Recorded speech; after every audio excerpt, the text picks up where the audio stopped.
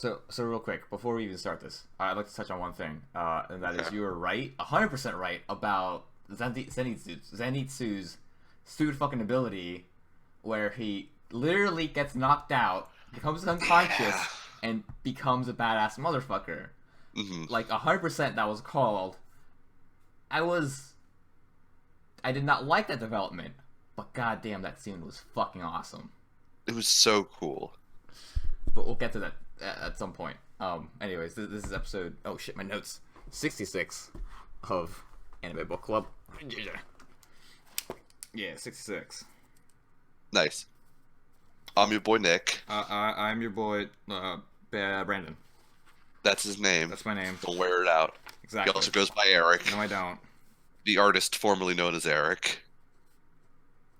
Uh, and this is episode 66. Still a duo cast because fuck ass isn't here despite watching half of the shows. I'm pretty sure he's caught up to both shows that we're basically going to talk about for the most part, which ended. hmm Sarazanmai has ended, and Doro has ended. Because we're recording this an episode a day late. Yep. So we decided we're just going to do both the Dora episodes because it kind of flows better to just do both of them. Well, let's just start getting into Doro right away. For Doro, like, episode 23, second to last episode, like, a lot of stuff happens, and then more stuff happens this episode, but, like, it ends halfway, and then the rest is kind of, like, epilogue sort of stuff. Yeah. So, sort of just to, like, And like, while a lot tie of stuff everything happened away. in 23, it ties into 24 because, like you said, it's only half an episode. So like, it just flows better to talk about both of them together than to separate them out Well, in terms of like how we would discuss it. actually, here, do a lot of things happen in episode 23? Because there's mostly a lot of fighting. Just, like, a couple of few important points, but I feel like it was I padded mean, out yeah, because but of there's that a fighting. lot of fighting. Yeah. So I mean, there is a lot of content in, or not Okay. content. Store There's plot. a lot of really pretty pictures in 23. Yes. Um, What I'm so getting at, though, in the is... first half of 24, but Yeah. it ties into 24 because it's the same fighting in 23 and 24 with the same two people basically. So there's no reason to separate them out. Well, anyways, episode 23, Hyogo, Mutsu, and Tohomaru all fight. Hyogo and Mutsu get dead. They get deaded Yeah, almost right away, like, around the halfway part, I would it's say. pretty quick. Yeah, they basically die almost instantly. Tohomaru and Hyakumaru continue to fight. Tohomaru then begins to, run away into the castle. hmm And Hyakumaru follows, while the mom and Doro kind of follow them as well. Yes. Because they don't want Hyakumaru to turn into a fucking demon. Well, this is also intercut with this is the demon horse gets killed by zombie Hyogo and zombie Mutsu, controlled by the demon. Yeah. Uh, and- Only for that one move, though. yeah, only for the martyrdom move, but the baby horse shows up in time to watch the Rapidash horse die. So it was a touching scene of, a mom dies and the son watches or the child watches and is sad. That's not foreshadowing. Not at all foreshadowing, exactly. Skipping to that part. He does see his mom die. Kind of. Kind of. Like, I guess a building kind of falls on her, along with his dad, and then his brother. I mean, the building doesn't kind of fall on them. The building definitely falls on them. Yeah, He just doesn't really see it Yeah. So, because he's busy in the tunnels. would you call that? I wouldn't even call it. No, I Yeah, wouldn't I say wouldn't he saw call his it. mom died. Which is He kind saw of his lame. mom before she died. I Yeah, can say that much. but he didn't see his mom die. That's the important part. Yep. Which I was very surprised about. Like when he opened his eyes, I was fully expecting the ceiling to come down like right then Or like as the she looked back at inferno him. to engulf everyone at that moment. Yeah, No, we had to have Also, like a couple. they definitely could have escaped that shit. I mean, like, yeah, they just kind of sat there, like, oh, you go on, and they sat there for like a good couple of seconds. They sat there for like a fucking couple of minutes while they talked to Hyakamaru. Yeah, Well, they were like, why not "We're just, so proud of you for everything you've done. I should have been a better father." Like, Well, they had like a 3-minute conversation where they could have just been like, "Hey, let's talk outside. yeah, let's go outside. This building's on Shit's fire. on fire." Pick up your brother. Let's get the fuck out. Yeah. I'm not exactly like, if I was in a burning house, I wouldn't be like, I need to have this conversation right now. Pretty sure the thought process would be, this could wait until we get outside. Yeah, fuck this shit. It's fucking hot. Anyways, yeah, it was just kind of was okay, kind of had ourselves. This is all after about 20-ish minutes, intercut with some other stuff of Hyakumaru and Tohomaru having some pretty cool fight scenes. Yeah. Some scenes are better than others, but for like an overarching fight, it was cool. There's like they fight in the little like mud or the not mud paddy, like the kind of rice paddy field, I guess, or just some sort of like decrepit road. Yeah, With open plains, open field area kind of thing. like the hill terrace. Yeah. After that, they head into the castle and they fight inside the castle. Much of the castle fight is in this in the last episode where they kind of going up the castle and basically just all over the place as they explore it. And Tohomaru tells them where they are to try and get him to feel guilty about I don't know, trying to get his body back. Yeah, While being alive still. While Hyakumaru's like, dude, you've had everything. I don't know what the fuck you're complaining about. You had a You're room, a pampered, doughy snob. right? You had a room, you had food, you had a parent. What did I have? You had eyeballs. Right. Now you've got 3 of them. It was weird that Tohomaru developed like the spirit sight just because he got Hyakumaru's eyeballs. Didn't really understand that one. Well, technically, like the demon gave him that power. I think the demon gave him that power. That's the way I took it. I mean, I guess so, but I also didn't understand why he needed it. Like they didn't really give a good explanation as to like why he was using the spirit sight instead of just regular sight, but whatever. They could have had a quick scene where the smoke's getting in his eye, but like you don't really need the spirit thing. Yeah, but I don't know why they went with it as a design choice. Then, like if they never demonstrated he needed it, just don't show it and like use the time to do something else. But that's just a minor gripe I had. Maybe they did it to save on some money. Maybe. Mm-hmm. I have no idea. Nice. What else? Oh, fucking Hyakumaru got his hands back and then still used the 2 swords, despite the fact that he still had the fucking katana the whole goddamn time. Him. Never took that shit out. Instead, just ran around with fucking basically 2 sword blades. He was grabbing by the actual like basically the blade hilts. Part. Yeah, it was not even a hilt because it's like there was no lacquer or anything, like no wood. It was just like the metal tang at the end. That's what it's called, a tang. Yeah, I feel like that wouldn't really hurt, but I mean, he's Hyakumaru. He's been through worse. Also, I called it. They said the exact same thing that I said. The reach. He had the reach, Nick. That was true. You did mention that. When he mentioned the reach thing, I was like, I feel like I've heard this before, but I couldn't remember that you were the one who said it. It reminds me of Mass Effect with Garrus's social link thing. I don't know if they called him that one. She had reach, right? No, I had reach. She had flexibility. I think that's what it was. Yeah. Maybe. It's been a while since I played that game. That was in Mass Effect 2, I believe. I believe you're correct. Yep. But anyways, yeah. They kind of duke it out. At the very end, we get to see the 12th demon, which is just kind of like a blob of brown shit and red fruits. A red gem for a brain? I guess so. Hyakumaru just stabs it and then just jumps off, and he's like, "All right, well, that's the end of that." Yep. I was really hoping we'd get a cooler demon. Yeah, a little bit. But like, that's probably this is the most. He was kind of hyped up, I feel, because like every time they're like, "Oh yeah, the 12th demon couldn't get you. Now he really wants you. First he's gonna use your brother, and then he's gonna use himself, and then it shows up, and he's like a little tree trunk." Right. Well, he was a big tree trunk. He took up like the whole bottom floor of the house, but he didn't do anything, so it wasn't really like threatening. He didn't have a face.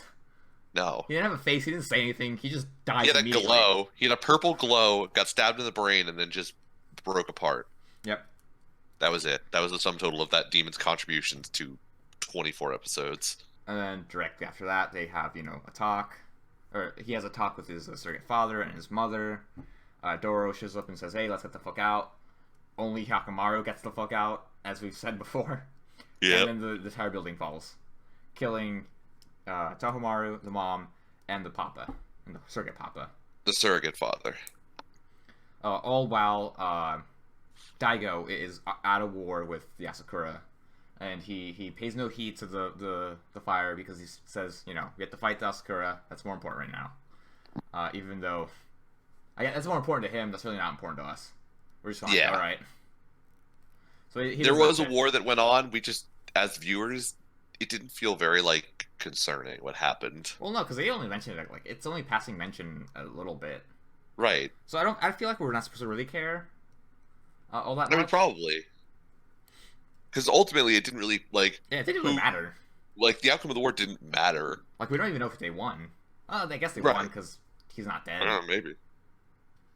Daigo doesn't seem super, like, fucked up, so I'm assuming they won the war, but who the fuck knows? Well, I mean, he's pretty cut up. I mean, he's, like, fairly cut up, but it's not like, you know... Dying or Yeah, at the door. losing general, like, fucked up. I guess so, yeah.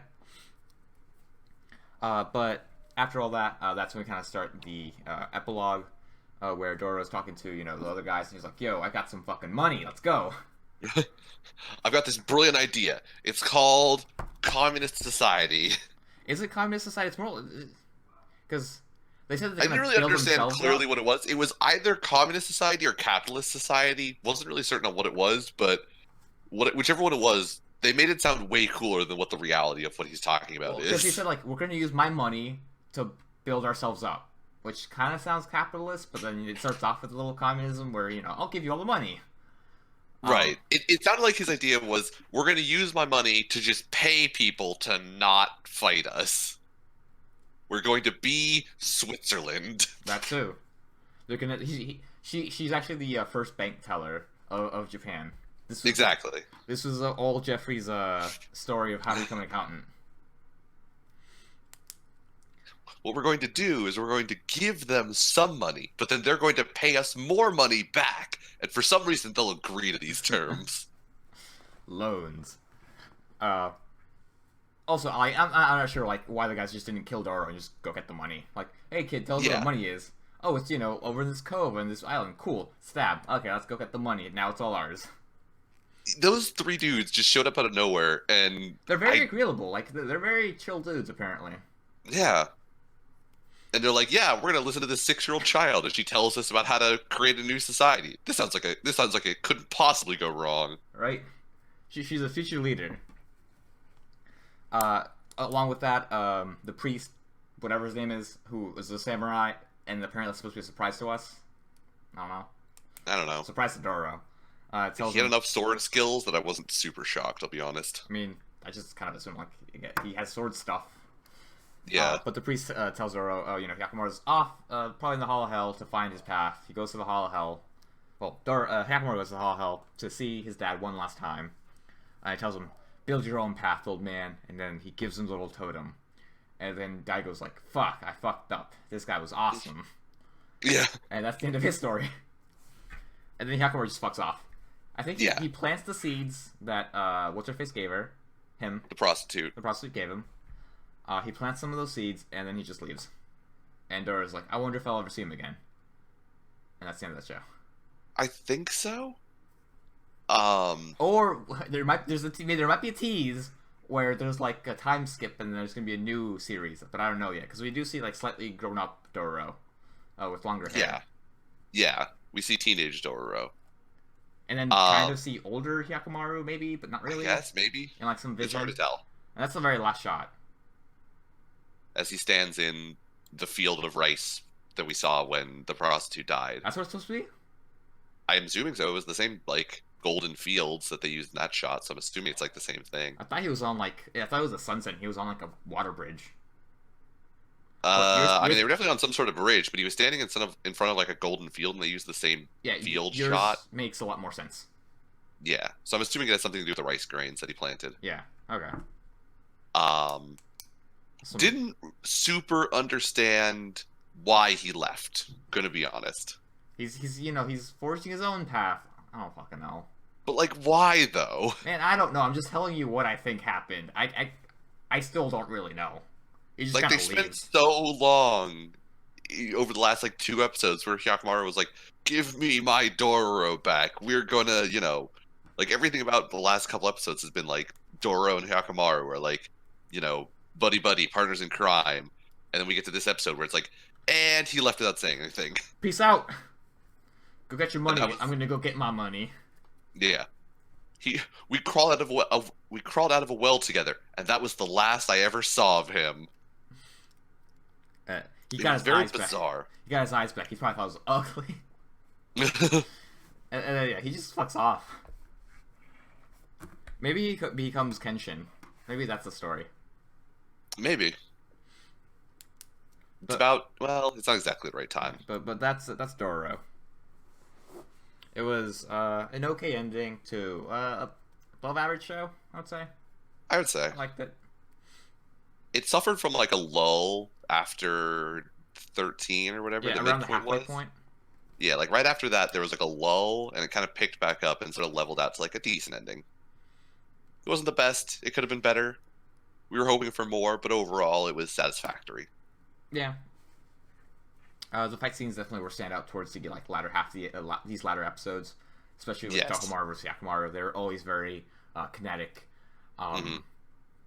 There's just a Yeah, lot of and the movement. choreography to them, in terms of like, especially taking account of like the increased reach, the hitting of like the door jam, having to rip like the sword out of the door jam, slicing through Tohomaru's sword and then like the wood above him, like everything about like the choreography and the whole like fighting through the burning castle as like they break through floors and shit Hmm. and like go up and down levels. It was really like well designed and well thought out and sort of like well pieced out. Because like I'm sure that designing a fight like a fight sequence like that for anime, because this is all original, has got to be super fucking difficult to like piece together how they want it to go. So I mean, I was very impressed. I think a standout scene was when I think they're like at the side of the castle and they like start just climbing up the fucking Oh yeah, the beams. bracings underneath. Yeah, Yeah, that was really cool. That was fucking amazing. yeah. I mean, to be fair, it was also done by the, if I remember correctly, the director was also the director for Rurouni Kenshin. Speaking of, so like For this Rurouni episode? Kenshin also, what For this episode? Because I don't think he was the director for all the episodes. did they change directors? Customarily, each episode kind of sometimes has their own director. Really? Yep. So that's why like some of Ah, the episodes kind of have different sort of art styles or even like different ways of animating. well, some of them had some of the episodes of Dororo had specific guest editor or directors, but I Okay. think generically he was the one Like the creative like director? overarching. Yeah. Okay. Um, but the reason I bring it up is because Rurouni Kenshin also had like a very Similar? an element of verticality to a lot of their fights because Kenshin was very fast and so used that like ability of how quick he was to get above people to like get out of where they were looking. Mm-hmm. So like they were kind of bringing that back in with like how often they would do like wall techniques to like run off the walls or go up the beams or things like that to sort of add like an element of verticality to the fights, which was is always amazing. I love it. Well, yeah. I guess that's really all I have for Dororo. Decent show, pretty cool. I'd give it like a 3 out of 5. Some episodes are like 4 out of 5 or even 5 out of 5, but for the most part, like there was like that moment of just, eh, in between some of the other episodes.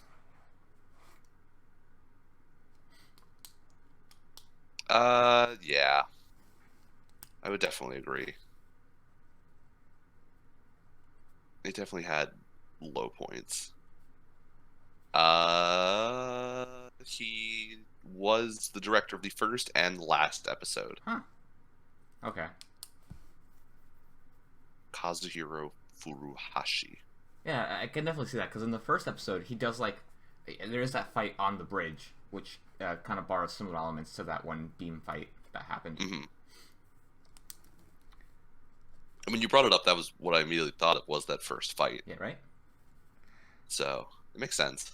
All right. Like I said, he liked doing it in Kenshin, so it makes sense that he would continue in this show. And so we will move on to our next show that also ended. Sarazanmai. Sarazanmai is gone now, and I feel like I understand less somehow. Really? I don't know. I fucking love the ending. I mean, I loved the ending. It was weird. It was weird. The weirdest part, for sure, I think, at least for me, was Kepi and Sara's true form, where I was just a little bit disgusted and confused. Was kind I of my think, general mood over that like one shot. yeah, when you first brought it up and I said perfect form Kepi, that is probably the best way to describe it because they were like weird and humanoid and like awkwardly svelte, and like everything about them was just creepy. I'd like to think of it as like really bad Sonic OC characters. Uh-huh. I feel like that's what it looked like. I can see it, yeah.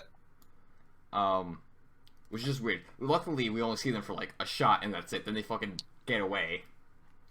Yeah. But fucking what's also for some reason when Sarah gets crowned, she loses like 97% of her clothes for some reason. Yeah, I didn't get that either. But whatever. I don't know. That happens. They're apparently a thing. Really didn't see that happening either. Well, Kepi says like, "Oh, I found my princess" when he finds Sarah that like 2 episodes ago. I mean, yeah, but I was imagining more princess and not queen. Oh, that's a good. Well, he is the prince, not the king. Oh, good point. I forgot about that. Wait, that begs the question: who's the fucking king? Yeah, it does beg the question. It doesn't matter, because all in all, the Kappas didn't really fucking matter. Yeah, the whole backstory of the Kappas, as it turns out, really didn't super matter. Much like the mom too. No, yeah, it didn't fucking matter. Well, it mattered a little bit.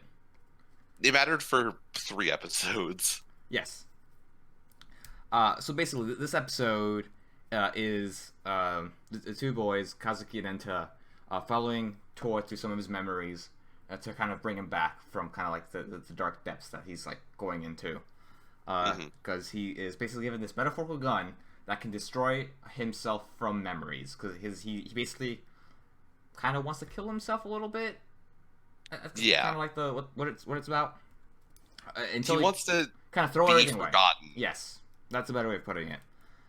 Up until he gets to his last memory, where instead of shooting his younger self so that he's completely forgotten from everyone, basically disconnecting himself from the world by erasing Kazuki's memories of him when he got the Masanga, he instead decides to shoot his brother first, and then and then he wants to shoot himself. Well, because he understands that his brother's kind of a douche. Ghost brother is manipulating him. And also his brother was kind of a douche. His brother was kind of a douche, but the reason he shoots him is because he's manipulating him into like, I want you to kill all of your, ghost memories and be cut apart from reality with me. And Toy basically says like, fuck you, I'm gonna do this because I want to, not because you told me to, and shoots his brother. Well, it shoots the Dark Kepi? Yeah. Dark Kepi, yeah. Shoots the otter in the form of his brother. Well, sorry, no, not Dark Kepi then. It was the otter, not Dark. Yeah. Yeah. But the gun is Dark Kepi. Yes, presumably. Yeah, it's a little weird. Or actually, I don't really know. I think so. Well, Dark Kepi at some point like possesses the gun to start shooting randomly. Dark Kepi definitely shows up with the gun. That was real weird. Yeah, but Enta and Kazuki finally catch up to him, and they're basically trying to like tell him not to go through with it. Dark Kepi starts shooting around to try to hit Toy. Mm-hmm. And I'm gonna bounce it back to you because I forgot what happened. So at some point the Masanga gets hit. Oh yeah, but the real life Masanga just gets broken, and so Kazuki chooses to tie it all back together so that he can like recreate the connection essentially. A circle, Nick. It's important. Circles. Yes. Which then causes them to dive into the metaphorical circle that is all of our connections so that they can re-experience how they were connected to each other, because they are then shot by Dark Kepi, so they start to get erased from reality. So you can see them being forgotten and like removed from all of the memories that we've seen through the show. And you get to see it from like each of their perspectives in terms of like the stuff that was important to them or like was focused on each of the characters. Yeah, it kind of mirrored the leaks from the past episodes because they're very similar scenes. Yeah. But now they all like, it's always like a impact moment with each of the characters, but then like as soon as the impact moment kind of ends, like right as it's ending, the characters all start disappearing, as all the characters have as they've been removed from the circle. We end up going through all of them getting erased, and then we start the final chant of Sarah! Sarah! Oops, sorry, I was moving around. But it's fine. It's final chant, and the final like music sequence, which is a little extended in this one, where there's a little bit more singing. Yeah, because now we have a little bit of Dark Kepi versus Kepi stuff going on as like a background, more or less, because there's no like demon anymore. Yeah, very Godzilla versus Ghidorah. Yes. So they're chanting and being attacked, like the Kazuki, Toy, and Enta are being attacked by the sort of blowback from the Dark Kepi fight. So I don't really know why they're there singing.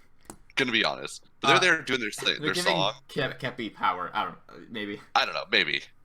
I'm willing to believe, yeah, it's a spirit bomb thing. But then Otter shows up with, oh my god, some of my favorite lines. Oh my god, the Otter. The Otter shows up and just decides he's gonna flex on them by announcing to the world, I am an abstract concept. I only exist in your imagination. I am Exactly. forever. So the Otter shows up with a real weird flex there. And right as it gets darkest, literally because the Otter tries to like eat them all or something, we have the return of Rio and Mabu from absolutely nowhere. From the pins that Kepi kept. Oh right, the pins that Kepi kept in the pocket, they like just explode back into being Rio and Mabu. So my boys are back. My favorite boys have returned. Yes, and apparently Leo just hasn't gotten any tanner. He's just really pale. Yeah. I thought that was because he was a half robot, but Right. nah, he's just a pale motherfucker. Well, as we found out, he may not be half robot. He may just Sorry. Well, he was also kind of sickly in those like parts because he like did have a robot heart. So he did, yeah. It's more like that movie Speed, except for instead of a bus, it's his body, and instead of having to go 60 miles an hour, it's having to not tell his boyfriend he loves him. yeah, But it's basically the same thing. basically something. You may as well be Keanu Reeves. I'm pretty sure Keanu was in that movie. I think he was. Yes, he was in Speed, but not Speed 2. There's Yes. also a X-Files episode with Bryan Cranston in it, which has a very similar premise. To Speed? Yeah, basically, there's a big backstory about like why he has to go fast, but he is in a car and he has to keep going above 60 miles an hour, due west. Huh. If he stops, his brain explodes. His brain explodes? Yeah, his head just explodes. That is significantly more intense than Speed. Yep. I believe this was season 6 of X-Files. I don't remember which episode. I think the episode's called Heat. Okay. But since I didn't plan for this X-Files tangent, I'm going to take us off it now. Yeah, it's completely okay. I was done anyways. Okay, I was good. not going to keep going. Usually, there was like a 2 or 3 episode span where I would purposely work us onto X-Files tangents just to let you talk for like 30 minutes by yourself, because it entertained me. Well, I mean, I also cut all those parts out. I think you did, didn't you? Forgot about that. But so our Kappa boys, after Rio and Mabu return, we have the final like we're all going to launch ourselves forward to victory thing, except for instead of throwing their bodies into somebody's ass to pull out their shirkadama, now they're throwing themselves back in time so that they can make sure that young Kazuki still receives the Misanga in the connection memory with Toy. Yeah. Which they managed to get there. Like, they managed to get there just in time to drop the Misanga into his hand to make sure that the connection stays intact enough. Yeah.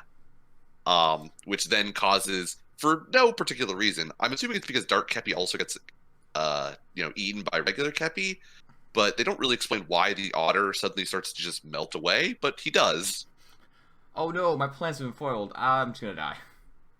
And then in a classic Toy Story move, he looks at his hand finally and realizes, I am a concept. With the words concept scribbled on his fingers. Yeah, exactly.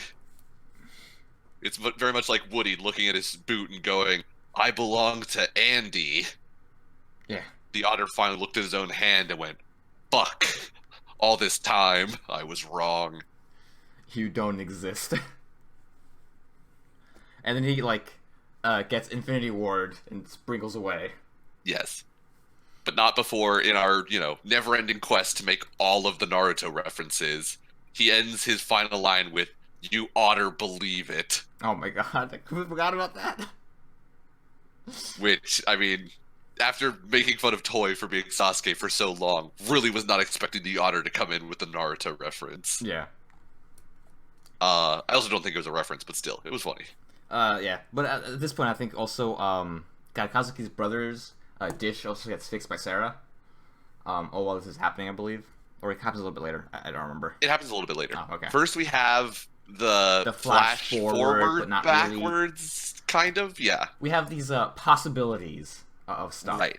which is basically flip flopping between what they want to do as as kind of a teammate, where they're playing for the Japanese national team, Yep. or just the Japanese national team and winning and scoring a goal, unlike the real national team. Oh no, it's absolutely the Japanese national team because they have the crest. Oh, I'm saying unlike because they scored a Oh goal. yeah, no, you're right. The Japanese national team does fuck all. But yeah, sorry. But they were definitely the Japanese national team. No idea who they were playing against. I was trying to figure that Brazil. out. I don't know. I was really hoping it was going to be Brazil I was hoping for Neymar to come back as Kappa. as Lionel Kappa. Yeah. That was my favorite crossover. But yeah, it's flip flop between that and kind of their dreams being squashed by like the issues that they would have had this not already happened. Yes. That doesn't really make sense. Basically, it's if they can't get over their issues, they're doomed to repeat it essentially, and that's the possibility they're saying. Yeah. Is to kind of like move on from everything that's happened.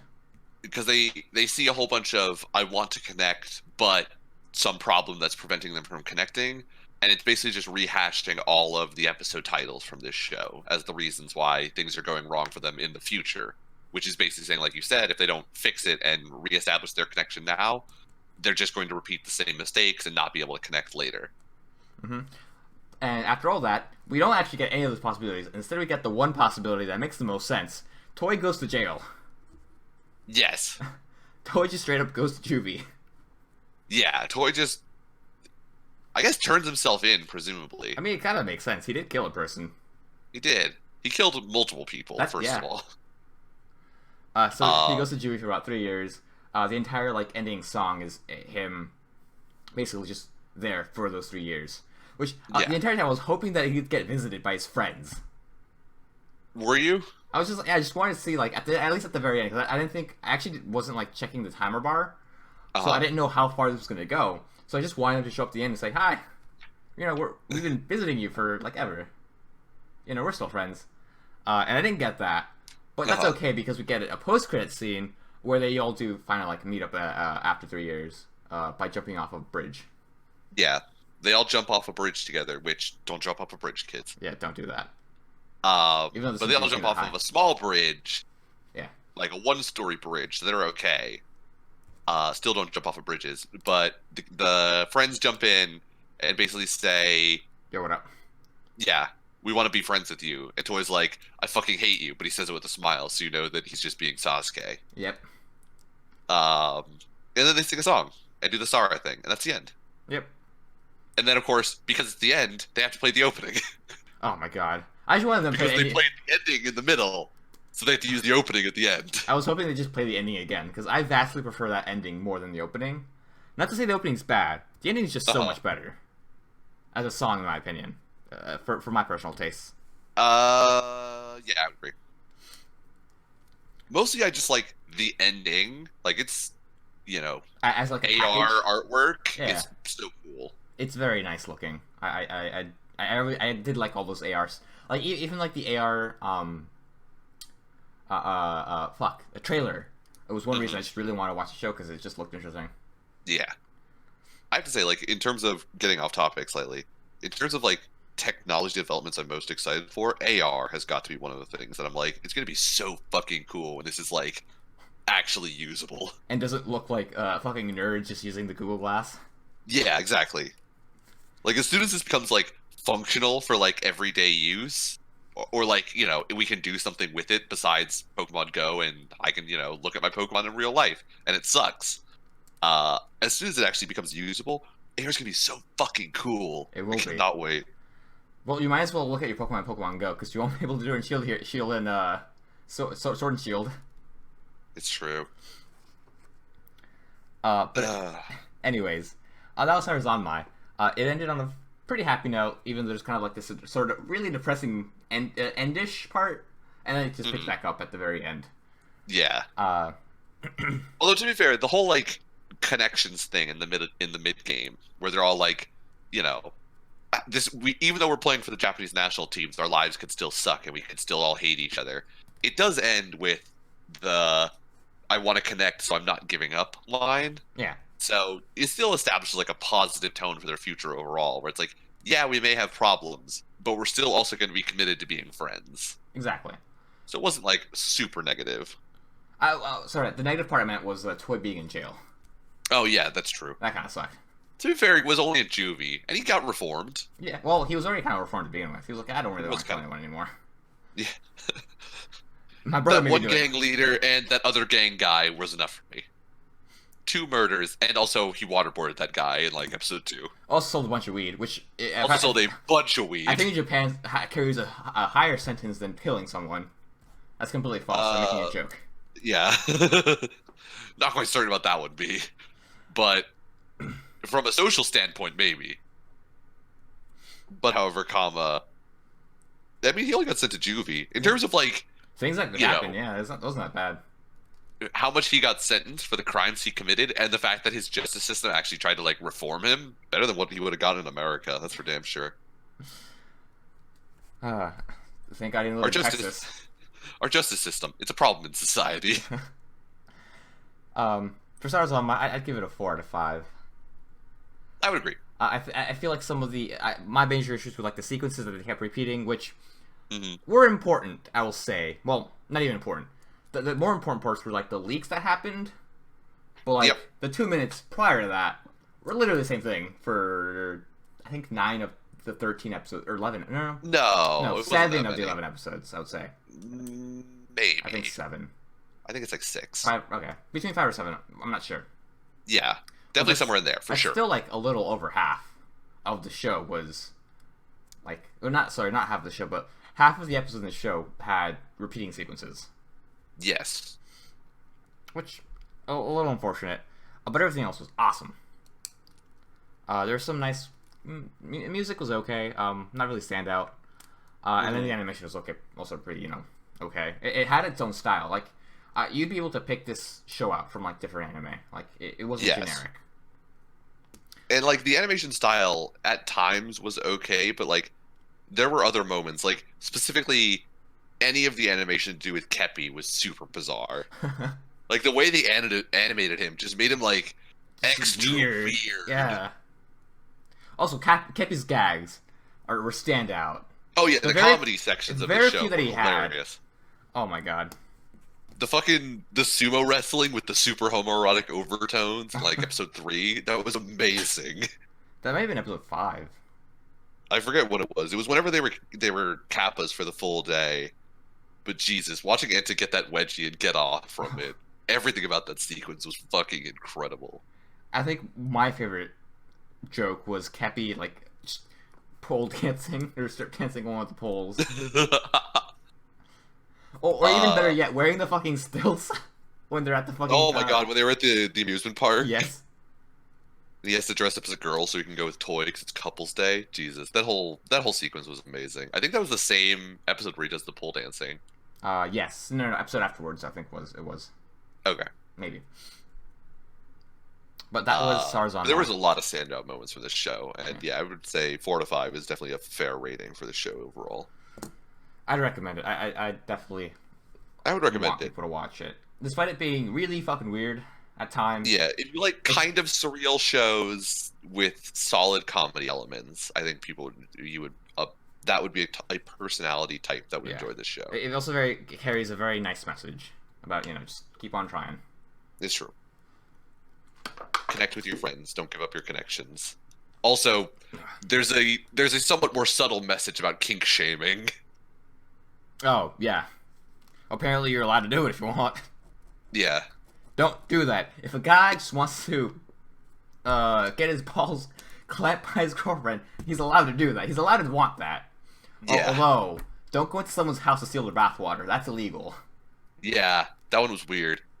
I was with that guy right up until you explained to me that he was stealing the bathwater, and then I was like, you're right, that dude is weird. Like, if it was his girlfriend's bathwater, still fucking weird, but then again, Still weird. That's their choice. Could have been consensual. Yeah, could have been consensual. That's their shit. The guy shaving cats thing was... What he wanted wasn't weird. Right? It was weird. The way he was going about it was weird. Well, no. Him wanting to become like a cat was kind of weird. It's true, but it's weird in the way that, like, other sexual fetishes are weird, but Exactly. you're allowed to do it still. Yes.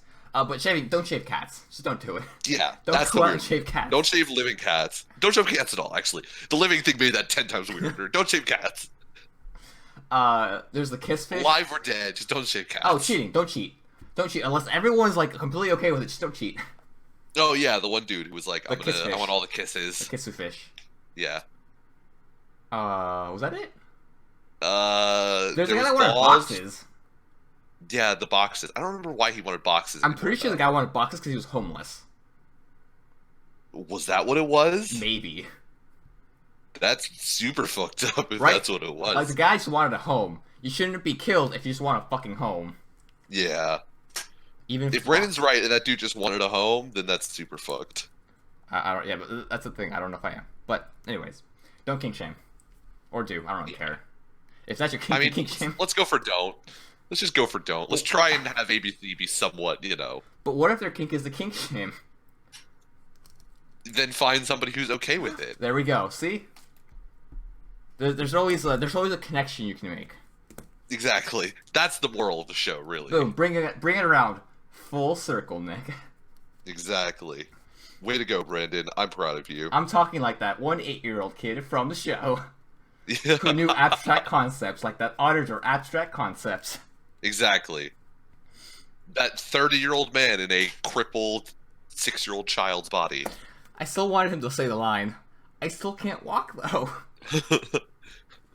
When do I get a golden dish? Never. Oh, peace out, boy.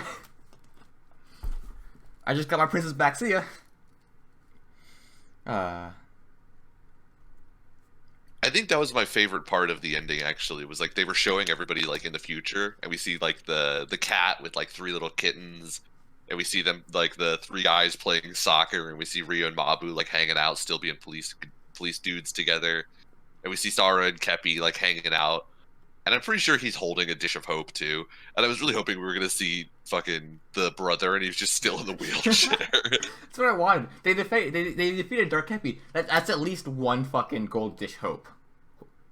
You would think, right? You would think that you would get one out of that, but Whatever. no, apparently not. Let's just talk about our next Dark Kepi thing. Demons. Yep. Demon Slayer. Demon Slayer. And the return of crying, whiny Pikachu. Whiny Pikachu and in what was simultaneously the most disappointing and also the best scene. Oh my god, don't get me started. Let's go back to that real quick. That scene was so fucking legit. Holy crap.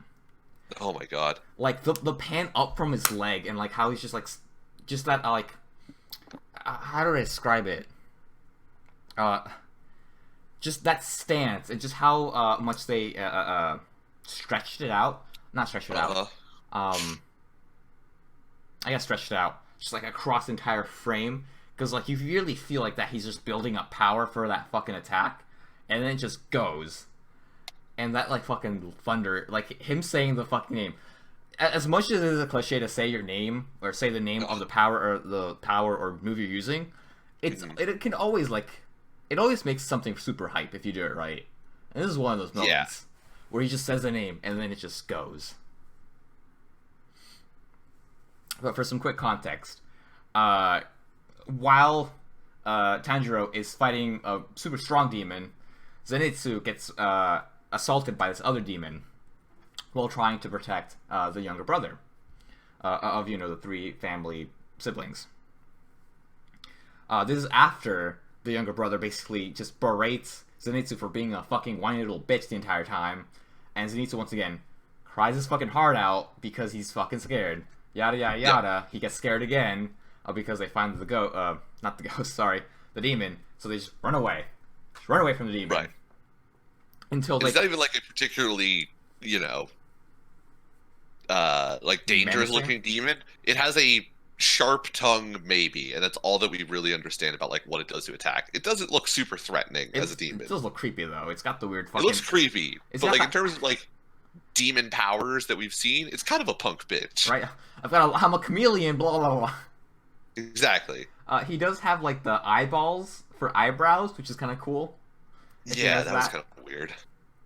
But he chases after Zenitsu. And once they get to like a room with no doors, Zenitsu passes out in front of the younger brother, and that's when Zenitsu kind of wake, just like Nick had predicted. When Zenitsu passes out, that's when he becomes badass motherfucker, where he just kind of gets his little stance going with his like for his electric breathing style. He like lets out this huge hiss of steam, which is fucking awesome. Just grabs the fucking hilt of his sword and says, "Thunderclap flash," and then just slices that motherfucker's head off in like the span of 3 frames. Yeah. And then he wakes up and he becomes a little bitch again. Yeah.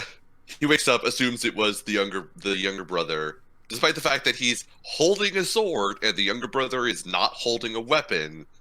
Assumes it was the younger brother, and is basically just says, "Why didn't you tell me? You could protect me. Guide me to the exit." And the younger brother And just instantly becomes a whingy bitch again. The younger brother just gives him that that anime like face where he's just kind of like, Yeah. I'm done with this. I'm gonna have to deal with this. I'm done with this situation now. Right. That was Zenitsu's story for this part. On the other side, oh, by the way, I immediately guessed that was going to happen. Like, I knew you were right when they said Zenitsu awakens or whatever. Like, Bork, I forgot what the exact line, or the exact title was. The episode title is "The Boar Bears Its Fangs, Zenitsu Sleeps." That's what it was. That's when I knew, like, damn it, Nick is right.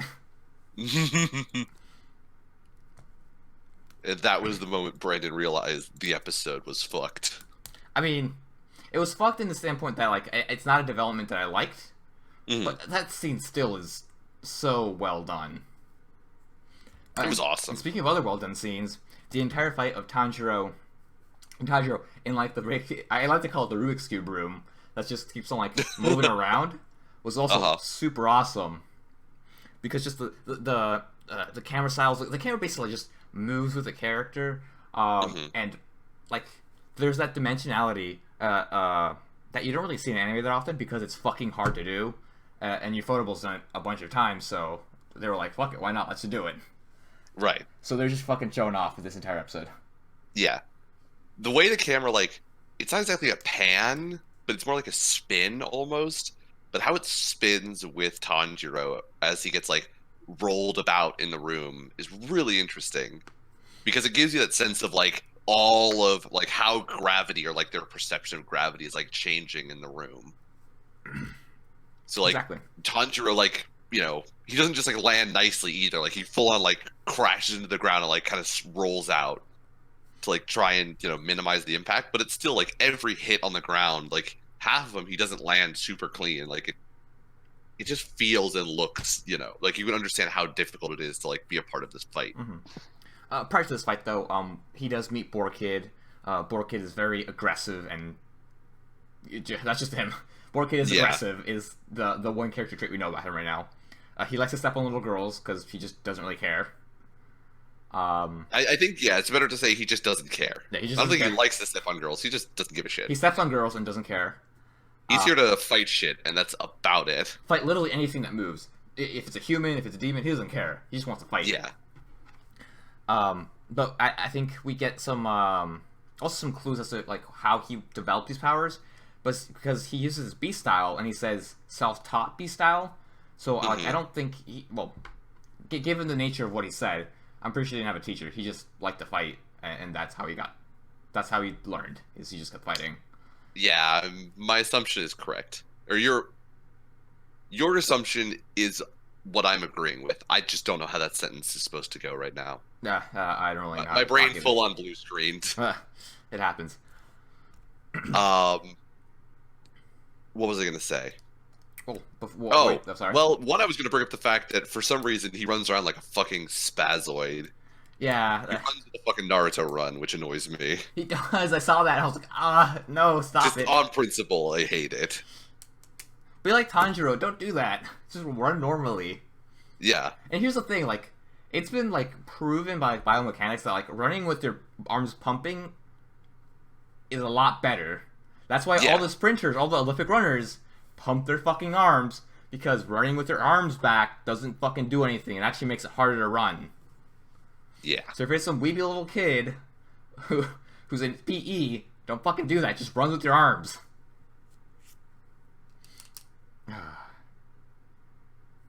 But this talk about proper sprinting mechanics aside, or generic running mechanics, we'll say.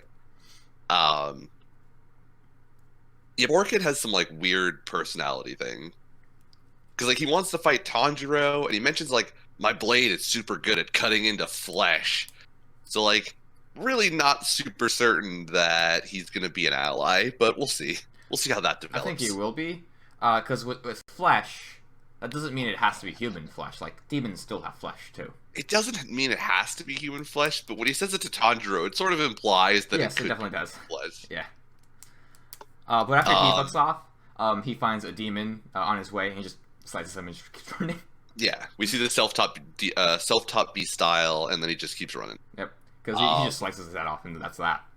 But then we find out that our big bad demon, because the other two demons that got killed by Zenitsu and Boar Kid were both kind of fucks. So the main demon has been the Susomi demon. We now find out that he is one of the 12 demon moons, or was one of the 12 demon moons. Mm-hmm. And we find out that he got removed because he was having trouble eating people for some reason. Yeah, I guess so. Maybe like there's like a cap to how many you can eat, or like how like fast you can eat them. We might find out later. And then we the way that Muzan was talking about it, it sounded like it was like an individual cap. So like there was a cap on the number that you could eat. Yeah. But like not necessarily like a universal cap.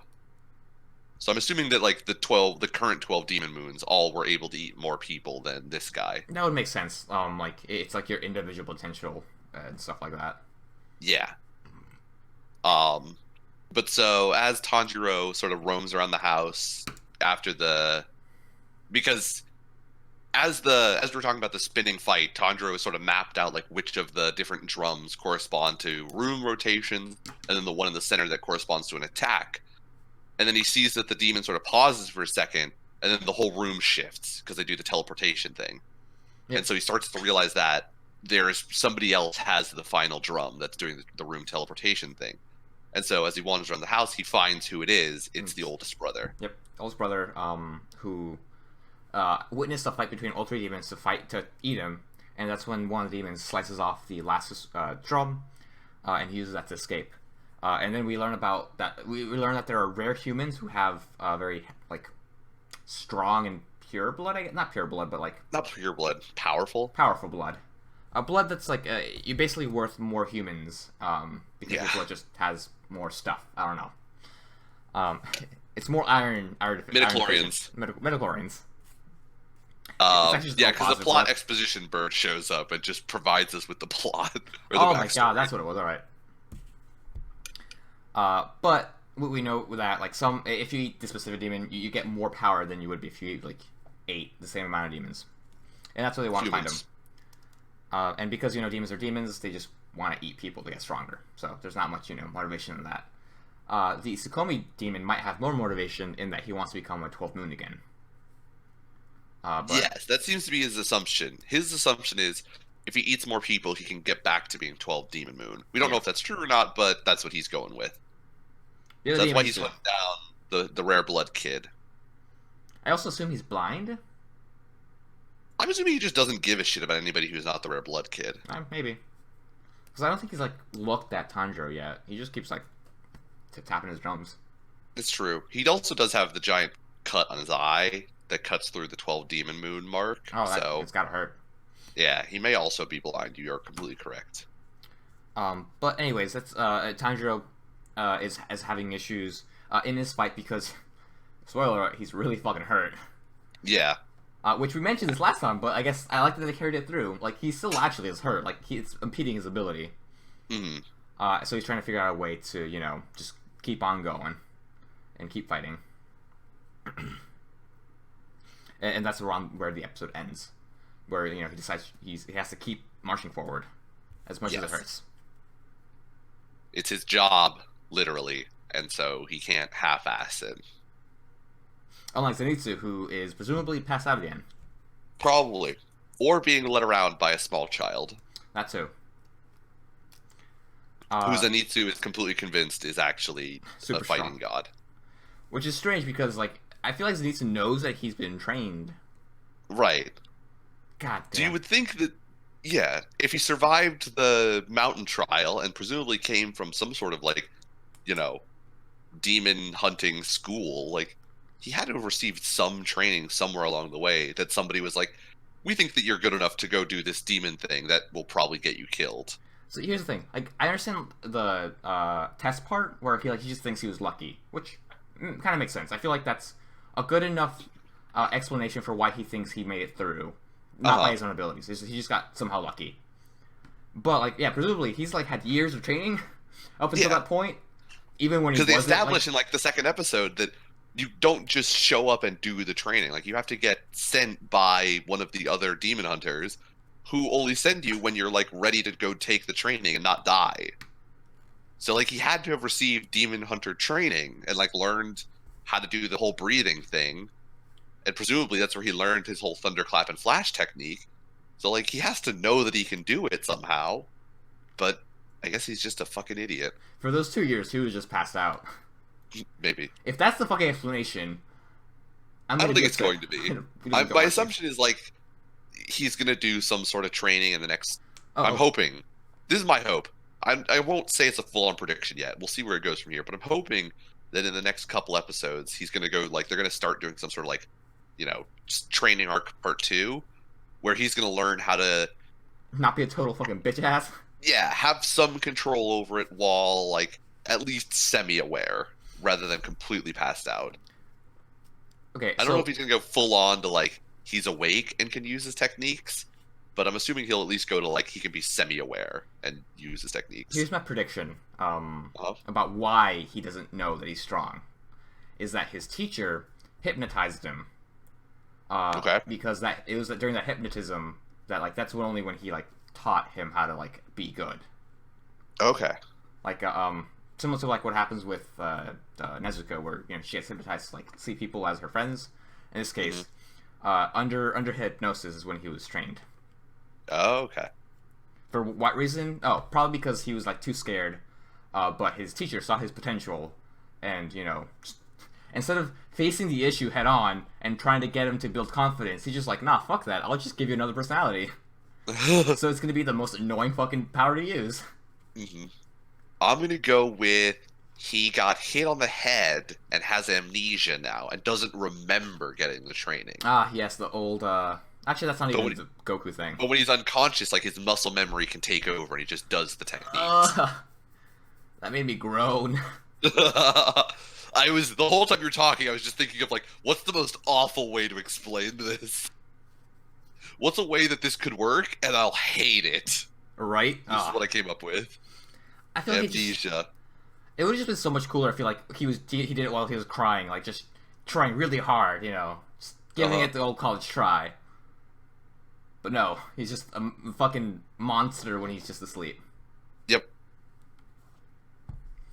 So we'll see who's right. I'm assuming nobody. I'm assuming there's going to be some other reason that's going to be super weird and mystical. I'm assuming. Here's another prediction: a girl's going to fall in love with him, but only when he's asleep mode. We'll have to see how much he can do in sleep mode. If he can talk in sleep mode, I think you're right. If he can't do anything other than fight, there's no chance you're right. Well, even then, a girl could be attracted to him in his sleep mode. Yeah, but then she's only attracted to his fighting ability, which there's no difference between his awake and his asleep personality then. So I wouldn't really say it qualifies as she's in love with his sleep personality. Okay. She's just in love with how strong he is. Okay, I see that. If he can talk, he has to have a personality for it to count as the sleep mode. Okay, is what I'm saying. I understand your restrictions. Yeah, whatever. And I'll accept those conditions. I'll accept those conditions. Okay. If he can talk at all. If he can't talk, then you're kind of screwed. Yeah, if he can't say anything, then he can't have a personality. But if he can say anything at all, he's got a personality, and we'll count it. So we'll see what happens. We'll see where that one goes. But yeah, that was Demon Slayer. Poor kid learns how to mellow the fuck out at some point. He's just gonna be a raging ball of just blah. Yeah. Fight me. Oh, is you know what? He going to cede control of the party to Tanjiro? I don't know, but here's the thing. I think I understand why he's gonna be so obsessed with yellow-haired kid.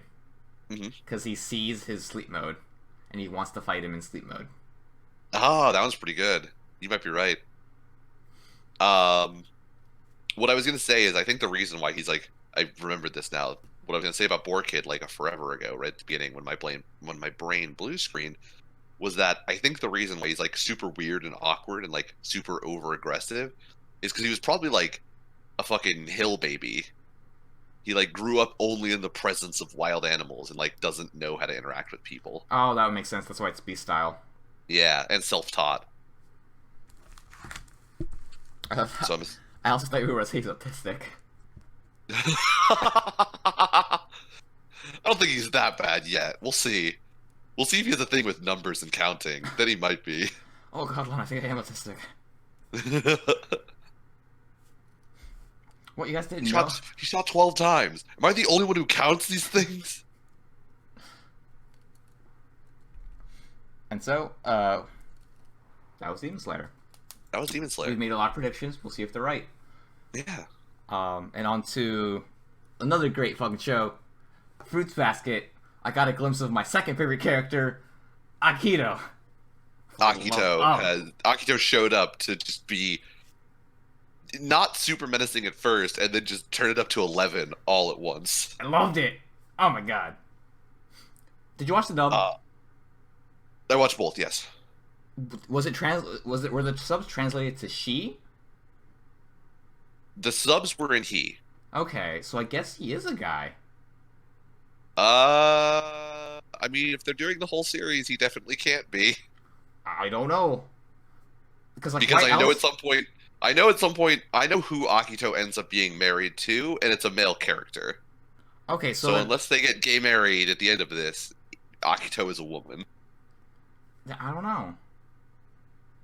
Because, what was it? I don't know. I mean, they definitely say he. Yes. Well, here's the thing. In the manga, you said, like, was it, like, not originally, but, like, where the first time we met him, her and him, did it actually explicitly say a woman? I don't remember when it makes it explicit in the manga. That's what I'm thinking, that's why I'm thinking that it's a revelation for the audience later on in the story. Maybe. You might be right. That's still my assumption. I still think she's a woman. It's just that I think so far, the only one I've seen anyone use a pronoun is what's her face, Toru, and Toru doesn't know. Yeah. So you could be right. But at this point, like, I don't know why Yuki's like she's a girl. Right. I don't know. This is the wonderful thing about it, where despite knowing how it works in the manga, because we have the 2001 anime, we have no idea what the fuck Akito actually is, and there's actually a mystery. But anyways, Akito is is I think more menacing than Shigure, than scary Shigure, I think. Oh, way more menacing. Because she's like, or he or she's actually like evil. Yeah, Shigure was just like, I'm gonna use people to get, my way, and like, oh, you're getting a taste of your medicine for once. Akito was like, you're gonna go back in your special room for some re-education. I'm like, okay, Kim Jong-un, let's calm down. Fucking 1984. This is just a metaphor for 1984. Basically. Wait, no, this is oh fuck, what's it called? How could I forget it? You got this, Brandon. The one with the farm animals. Animal Farm. Oh my god. The one with the farm animals. Animal Farm. This is just Animal Farm. But with Japanese teenagers. And some that aren't teenagers. Whatever. Oh, Lana, it's an allegorical tale about the dangers of Stalinism. Allegorical novella. Allegorical novella, you're right. It was a weird novella, too. I did not read it. Not even high school. I don't really recommend it. I did read 1984. I also read 1984. It was much better, in my opinion, than Animal Farm. Animal Farm kind of sucked. I hardly remember it. I just remember at the end, like, he gets fucking eaten by rats or something. Yeah. And he did the whole, like, news editing thing. With the whole having to change the news about who we were at war with and stuff like that. It was moderately interesting. The But fruits basket. yes, in this episode, I'd like to think that this kind of episode is kind of split into two parts. First part being, actually, no, not even two parts. What I was going to say is the first part is kind of like the shenanigans that happen with Momiji and Haru, and the second half being Toru's confrontation with Akito. But there's also an extra part where Yuki and the rest of the gang kind of, have a little fun playing some game, like a Badminton type game, but four squares.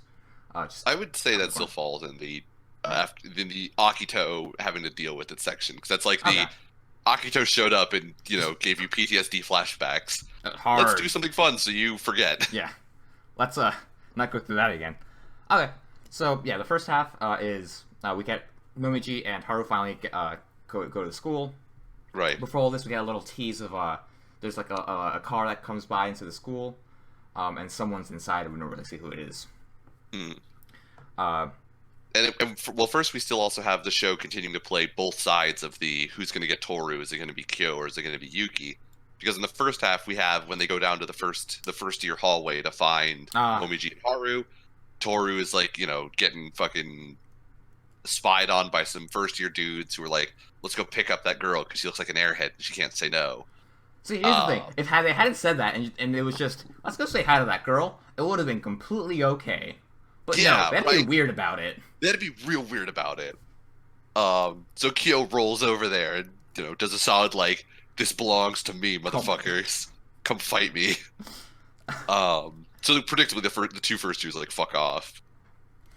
And Kyo basically gives her a solid talking to, where he's like, "You're a woman, so be more careful when you're alone in society, because men are monsters," which is absolutely true, unfortunately.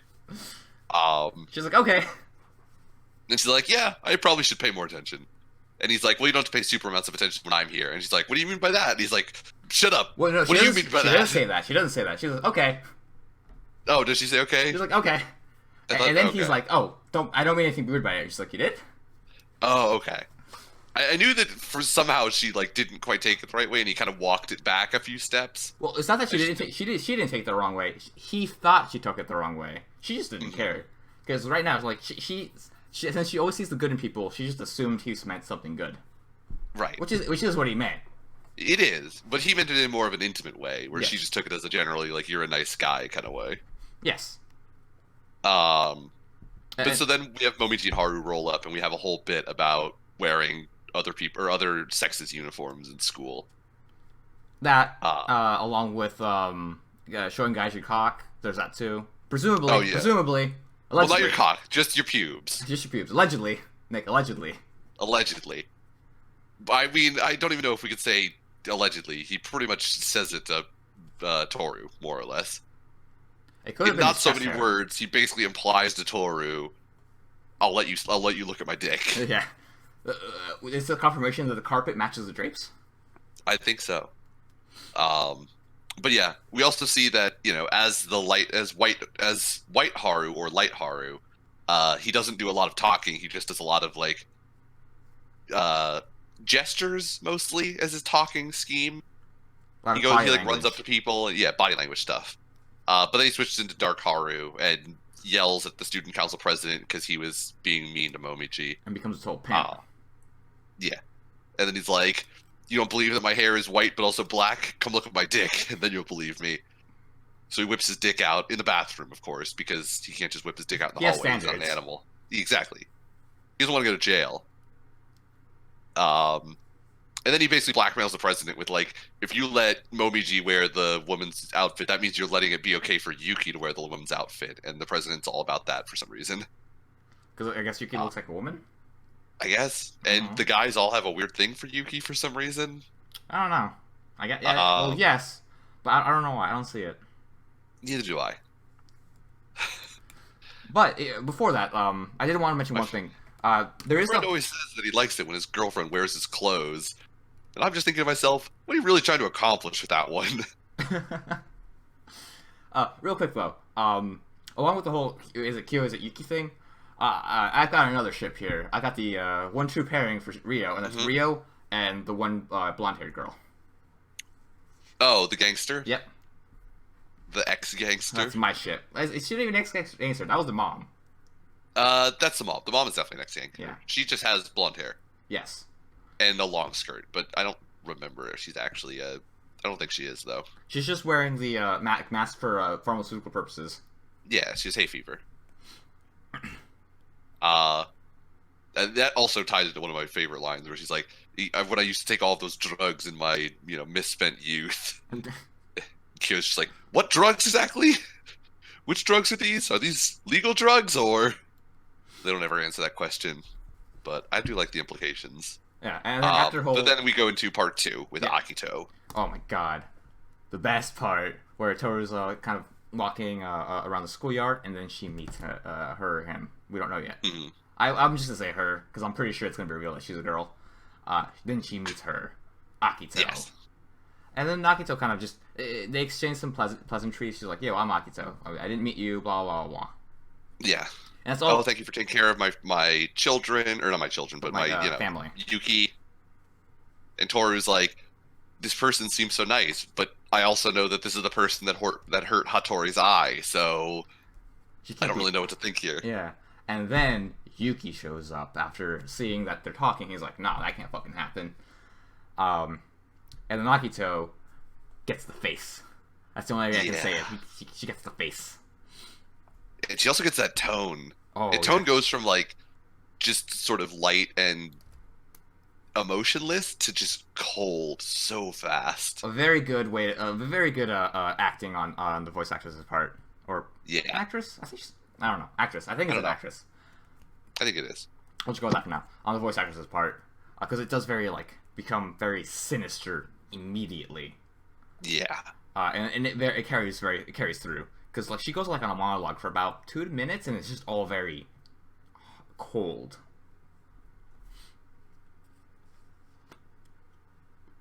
And you can see in Yuki's eyes that basically the moment she starts, he's having flashbacks to the re-education room, which apparently, I guess, is implied, at least in this episode, that he had been stuck in for quite some time.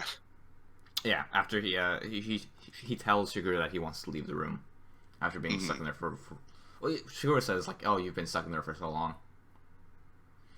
But so as Akito is in the middle of his monstrous, brain melting whispering to Yuki, Toru runs up and shoves him out of the way and makes up some bullshit about we have to get back to class before the bell rings or we're going to be late. Mm-hmm.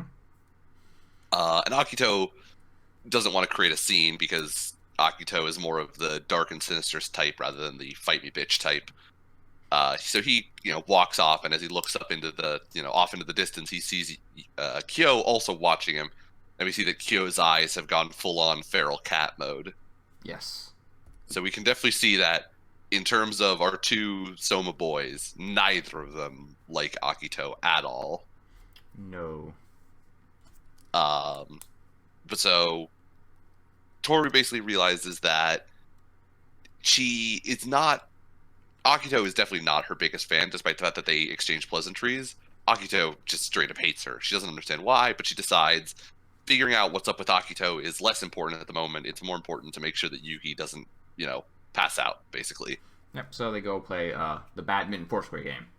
And it's kind of fun a little bit. Afterwards, we see a scene with Akito and Shigure, where Akito is basically saying that she thought that Toru was very ugly. Mm-hmm. And Hattori and Shigure pathetic, and Yuki was going to come back. Yep. And then Shigure shares this with Hattori, where they're both talking about it. Mm-hmm. And that's when, like you mentioned before, they talk about how Shigure saved Yuki from the re-education room, and how basically Akito is just the way that she is right now is somebody who just sort of solely wants to hurt. Mm-hmm.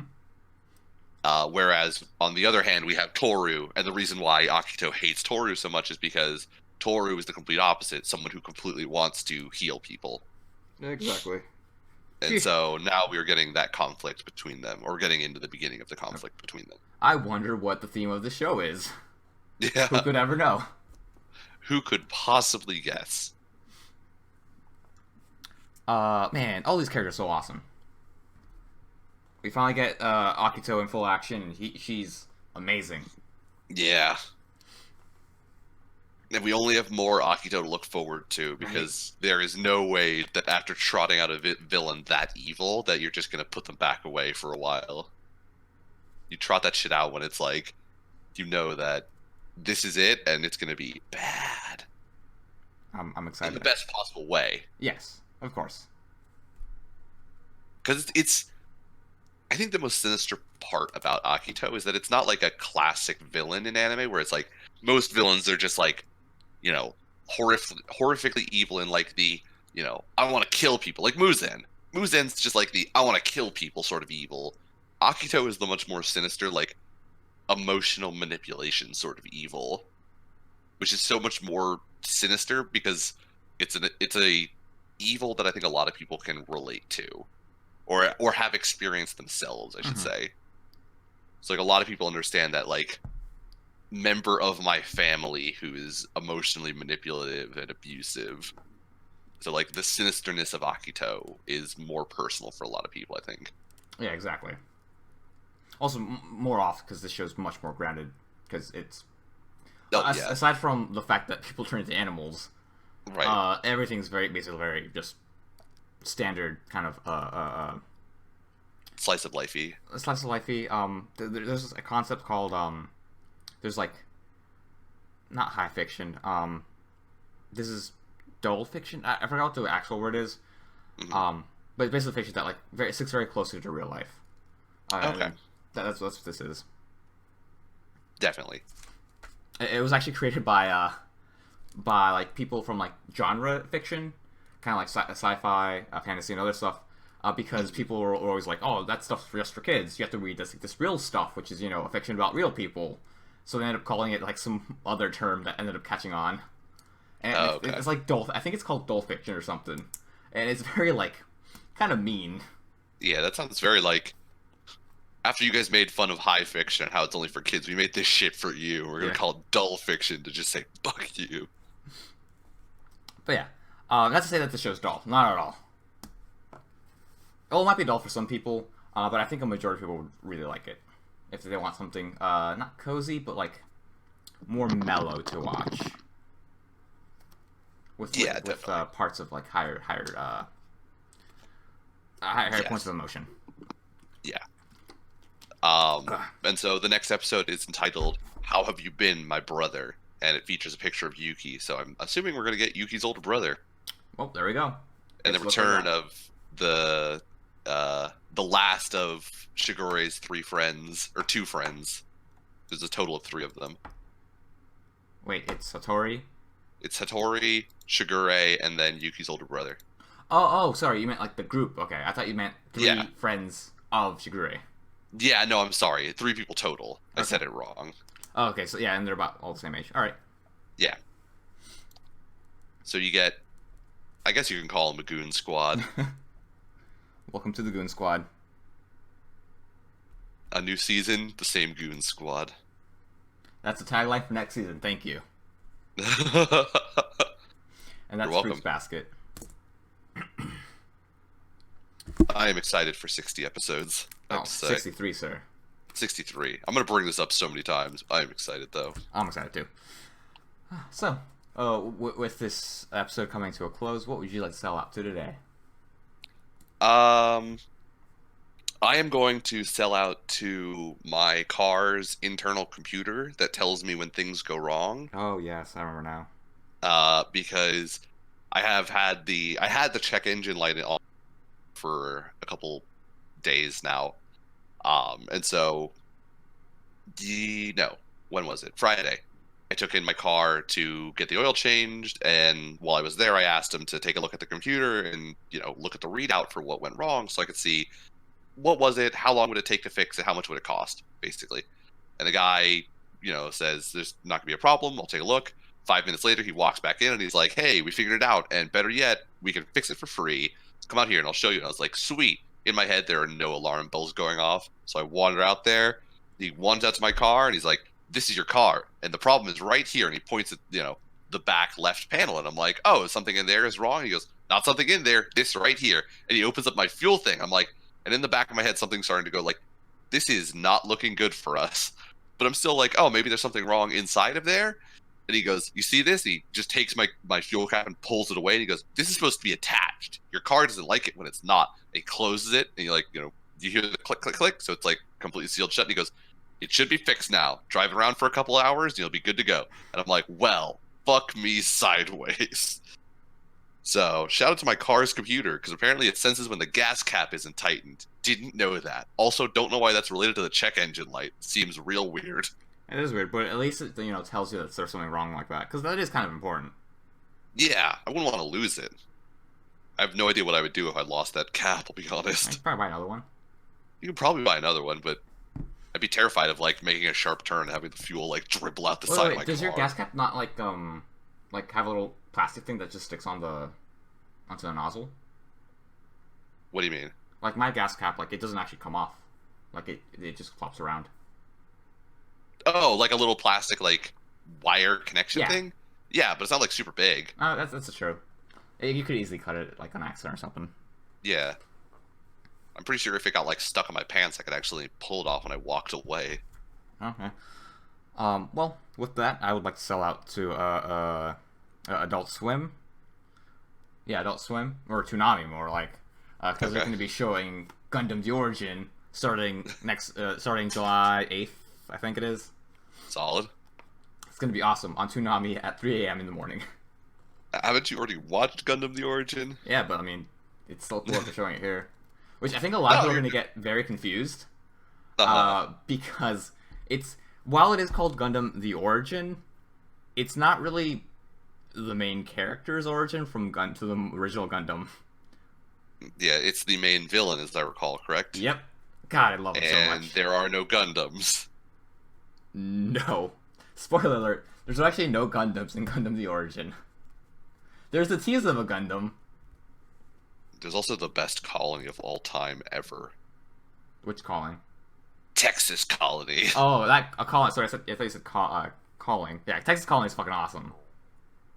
It does come back in Mobile Suit Gundam. What else is there? This was not just a one-off thing. This is actually a recurring thing. Yeah, it comes back in Mobile Suit Gundam. Oh my god! In a super fucking stupid way too. I love it. I thought this was just gonna be a one-off thing where they were gonna be let's just make up a colony. Texas, good enough. Well, that's the thing. Did not expect this to come back. So I don't know if I'm stretching too far, but I feel like it being called Texas is important because Texas is known for a lot of revolutions, and a lot of this show or story is about the revolution that Zeon starts. For their independence, which Texas has done that 4 times on 4 separate occasions. Yeah, but they weren't super good about it any of the times. They're going for quantity, not quality, Nick. Which is exactly what Zeon's doing, but I'll get into that later. But also if we fight enough revolutions, eventually one will turn up in our favor. Exactly. Their favor. It's like if every time they fought a revolution, they're like, "All right, what are our odds? 1 in a million? So you're saying there's a chance? Revolution time! Well, let's go for the 3rd time. Run it back." Anyways, yeah, that's that. Thanks for listening to another episode. Yeah, thank you for listening to us. Episode 66. It's weird now talking to our audience now that I actually know who our audience is. Who you think you know the audience is. I think I know who the audience is. I know. They probably wouldn't have watched to this point. But it's weird just saying, thank you, my lovely audience, for listening to us. Because you know who they are. Because I know who they are, and I feel like I should just use their names.